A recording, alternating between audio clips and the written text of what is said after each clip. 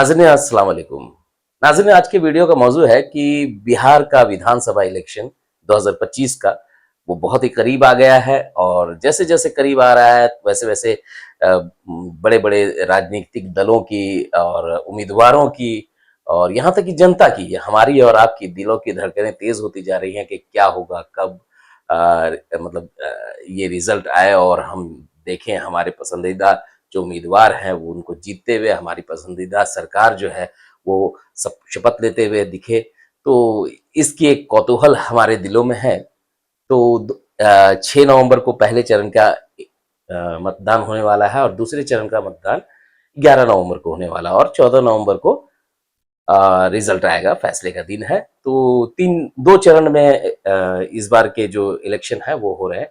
ये 40 सालों के बाद यानी कि 2025 में अभी इलेक्शन हो रहा है और 1985 में 2 चरण में इलेक्शन हुए थे। उसके बाद कोई भी 2 चरण में इलेक्शन नहीं हुआ था और 1990 और 80-90 में एक चरण में चुनाव हुए थे और सन 2000 में जब बिहार से झारखंड अलग हुआ, उसके बाद 2015 और 1995 ये इसमें शायद मैं अगर गलती नहीं कर रहा हूँ, तो इसमें 5 चरण में इलेक्शन हुए। तो समय-समय पर बिहार में जिस तरह की परिस्थिति बनी, वैसे-वैसे इलेक्शन होते गए। तो अब चूँकि बहुत मतलब 2 चरण में इलेक्शन होने वाले हैं, तो और बहुत ही जल्द ये जो इलेक्शन है उसकी प्रक्रिया को पूरी कर ली जाएगी। तो बिहार के इलेक्शन को लेकर के सबसे ज्यादा कौतूहल लोगों में है सीमांचल के क्षेत्र को लेकर के, क्योंकि सीमांचल एक ऐसा क्षेत्र है जहां से सत्ता की चाबी निकलती है। और सीमांचल पर इन दिनों जो राजनीतिक जो गहमा गहमी है या जो भी हंगामा मचा हुआ है, वो असदुद्दीन ओवैसी इसमें एक बहुत बहुत बड़ी भूमिका निभा रहे हैं और एमआईएम अपना परचम जिस तरह से लहरा रही है, जिस तरह से जनाधार बढ़ा रही है, उसको देख करके विरोधी खेमा में एक मतलब हलचल सी मची हुई है और उनके रातों की नींद उड़ी हुई है उन पार्टियों की जो अल्पसंख्यक वोटों के मतलब ठेकेदार बने हुए थे। उनको लगता था कि एक मुश्त जो वोट है वो हमारे ही हिस्से आएगा। तो इस पे सेंधमारी की असदुद्दीन ओवैसी ने। असदुद्दीन ओवैसी जब बिहार में आए और अपनी पार्टी को लेकर के और अख्तरुल साहब ने ज़मीन पर एक जो मेहनत की और जो ज़मीन तैयार की, उसमें एक काबिल तारीफ़ है उनकी। तो उसके बाद सीमांचल में लोगों ने जिस तरह से पहले तो एक नई पार्टी पर जल्दी जनता यकीन नहीं करती है और जब एक बार यकीन कर ले तो फिर जल्दी उससे अपना मुंह नहीं मोड़ती है।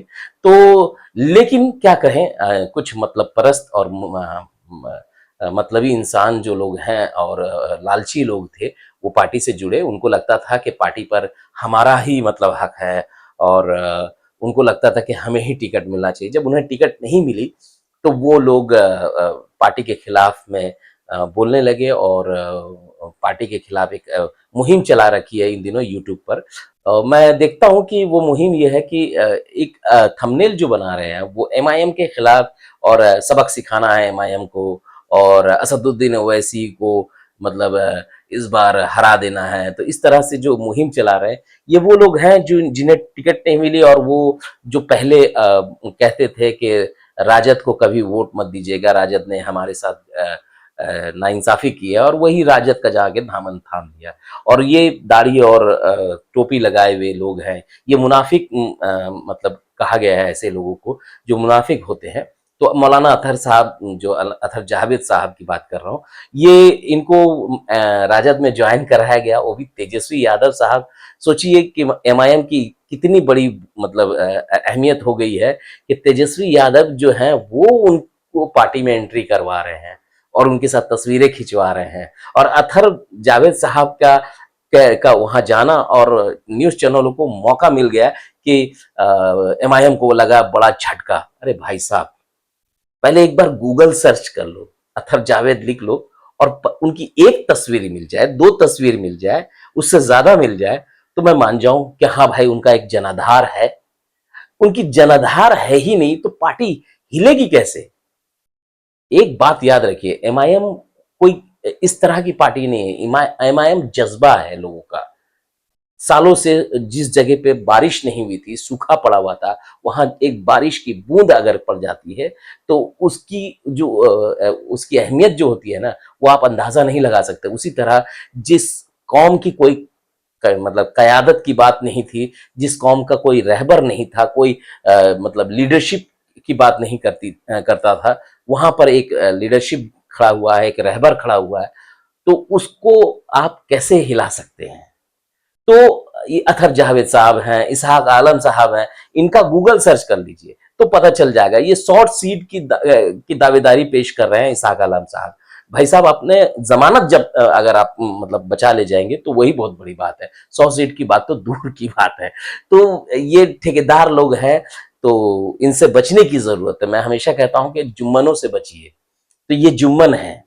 ये बात मैं इसलिए कह रहा हूं क्योंकि इन्होंने आखिरकार वही दरी बिछाना ही बेहतर समझा और वो राजद में गए। देखिए राजद के बारे में क्या कह रहे थे ये दूर दूर तक नहीं, कहीं तक भी नहीं है। और मैं वाजे कर दूं कि अगर मुझे बैरिस्टर साहब, अख्तर साहब टिकट नहीं भी देंगे, जब भी मैं आरजेडी को समर्थन नहीं कर सकता। और आज देखिए एमआईएम ने इन्हें टिकट नहीं दिया तो ये राजद का दामन थामे हुए हैं। इनको टिकट दी गई है, मतलब ये मैं कह रहा हूं, इनको बिल्कुल टिकट दी गई, 5 टिकट दी गई है। एक से इनका काम नहीं चलने वाला था, 5 टिकट दी गई है। सिक्किम की टिकट जो लॉटरी वाली होती है ना, वो दे दी गई है कि जाइए आप इसी को खलिए।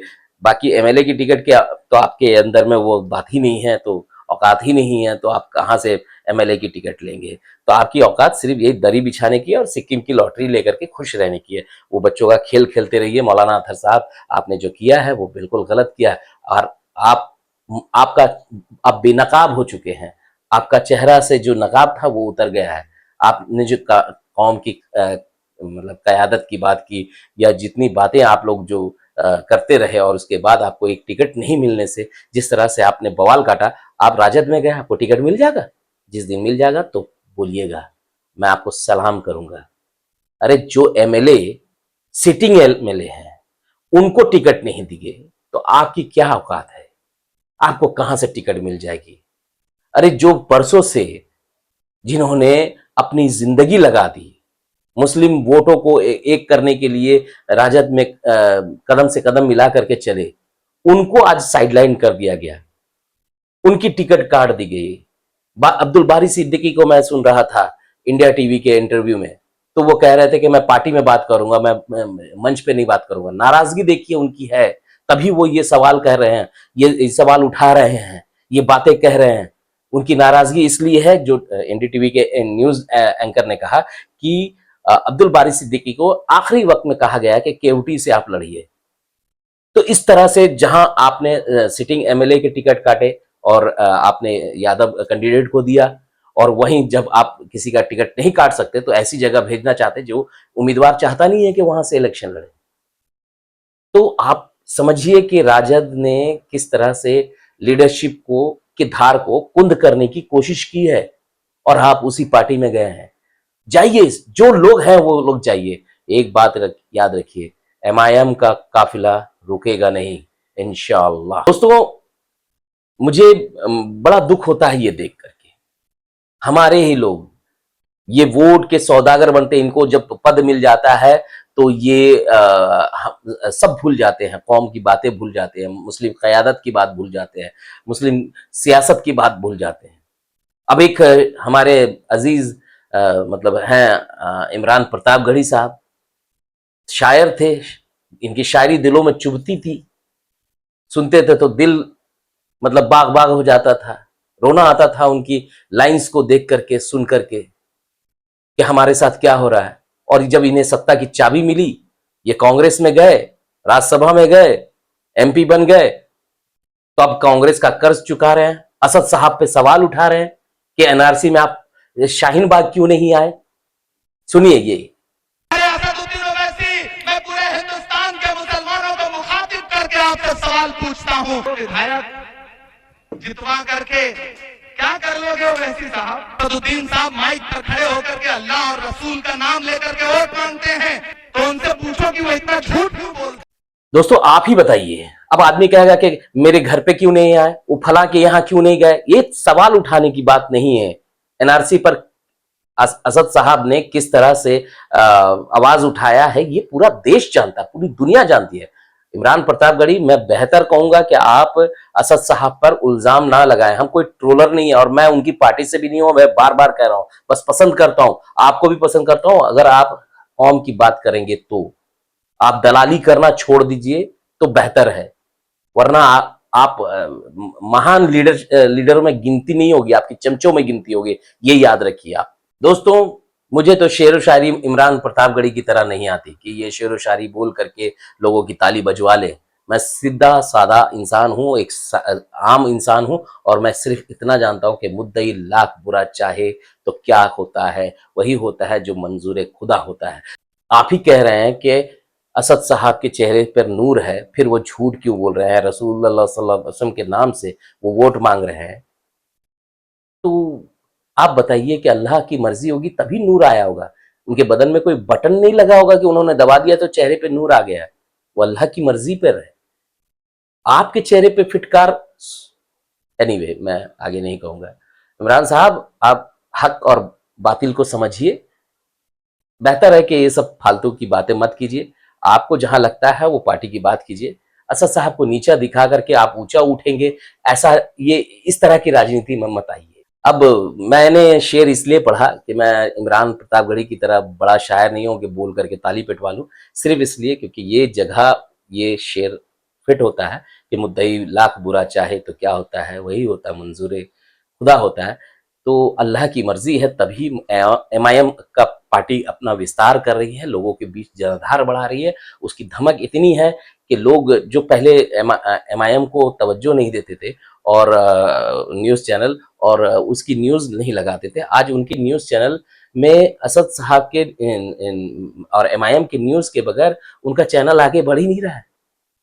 और ये एक प्रोपेगेंडा के तौर पे ये लोग ऐसे मुसलमानों का इंटरव्यू लेते हैं जो मुसलमान के मतलब ये एमआईएम के विरोधी हैं, तो वो तो खिलाफ बोलेंगे। आपने कह दिया कि मुसलमानों का एक तब मतलब जो है मुसलमान नाराज है एमआईएम से, और ये इस तरह का थंबनेल लगा करके असद साहब का थंबनेल लगा करके आप मतलब व्यूज भी पाते हैं और पार्टी को एक नुकसान पहुंचाने की कोशिश करते हैं, लेकिन आप उसकी धमक को महसूस भी करते, तभी आपको मानना पड़ता है कि सीमांचल में इस बार बड़ा उलटफेर होगा और पार्टी इंशाअल्लाह एमआईएम जो है वो मिथिलांचल और बाकी भी इलाके में अपना परचम लहराएगी और अपनी धमक पेश करेगी।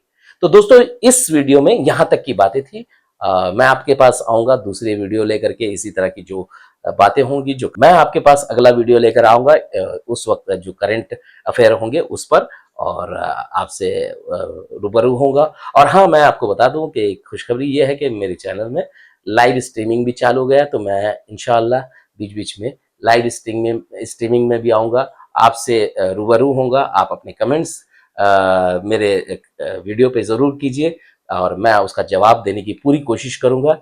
जैसा कि आपने देखा होगा मेरे पिछले वीडियो में जिन लोगों ने भी कमेंट किया है, मैंने ज़्यादातर लोगों के कमेंट का रिप्लाई किया है, तो मेरी कोशिश रहेगी कि मैं आपके सवालों का जवाब दूँ। मिलता हूँ आपको अगले वीडियो में, तब तक के लिए अलविदा।